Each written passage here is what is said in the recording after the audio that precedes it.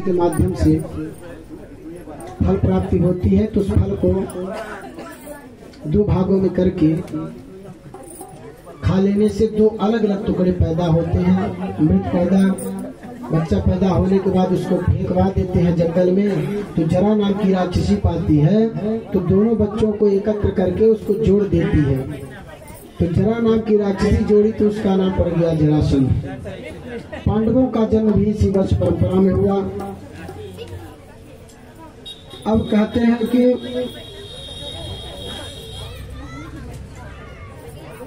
इसी चंद्रवंश में राजा यदु हुए और यदु वंश में ही भगवान श्री कृष्ण का जन्म हुआ। कहते हैं मथुरा के राजा सूरसेन महाराज राज का उपभोग कर रहे थे। सूरसेन की पत्नी गर्भवती थी और एक दिन वो बगीचे में क्रीड़ा के लिए जाती हैं, तो एक राक्षस की छाया उन पर पड़ जाती है, जिससे उनका जो पुत्र होता है वो बहुत ही बड़ा राक्षस होता है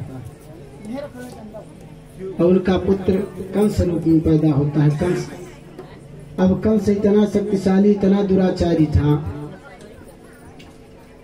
कि सभी को जीत करके, पूरे देश देशांतर के राजाओं को जीत करके अपने बस में कर लिया था।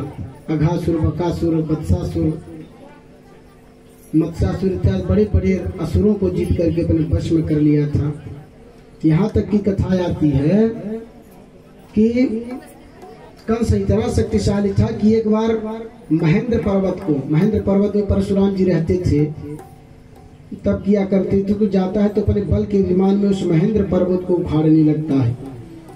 जब महेंद्र पर्वत को उखाड़ देता है तो परशुराम जी को क्रोध आ जाता है, तुरंत वहां से नीचे आते हैं और फरसा उठाते हैं मारने के लिए। अरे दुष्ट, मैंने तो ये सब छोड़ दिया था मार काट करना, लेकिन तेरी धृष्टता को देख करके लग रहा है कि तेरा वध ही कर दूं।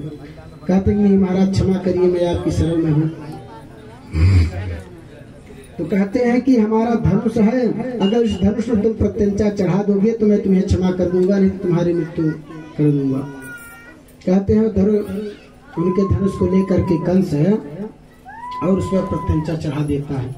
कहते हैं परशुराम जी महाराज प्रसन्न हो जाते हैं, वही धनुष उसको दे देते हैं कि ले जाकर के तुम अपने राज्य में रखो, और जब तक ये धनुष नहीं टूटेगा तब तक तुम्हारा कोई बाल वाका नहीं कर सकता, और जिस दिन ये धनुष टूटेगा उस दिन तुम्हारा मरण निश्चित है, तुम्हें कोई बचा नहीं सकता। कहते हैं महाराज कंस के अत्याचार से दसों दिशाओं में हाहाकार मच गया। पृथ्वी गौ का रूप धारण करके बड़े बड़े महात्मा इत्यादि, देवता इत्यादि सब भगवान के पास जाते हैं और कहते हैं कि प्रभु रक्षा करिए। इसलिए कितने बड़े बड़े राक्षस हो गए हैं कि कहीं भी पूजा पाठ इत्यादि कुछ नहीं हो पाता।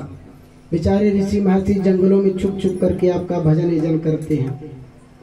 इसलिए परमात्मा हमारे ऊपर प्रसन्न होइए, आप कुछ उपाय करिए। भगवान कहते हैं कि आप सब लोग अपने अपने धाम को जाइए, समय आने पर मैं मथुरा में जन्म लूंगा। कहते हैं कंस की एक बहन थी, चचेरी बहन, जिनका नाम था देवकी।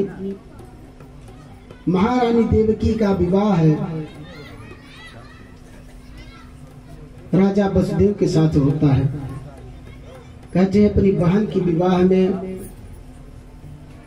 कंस इतना प्रसन्न था कि बहुत सारे हाथी घोड़े इत्यादि दहेज में दिया, और दहेज में देने के बाद स्वयं रथ में बैठा कर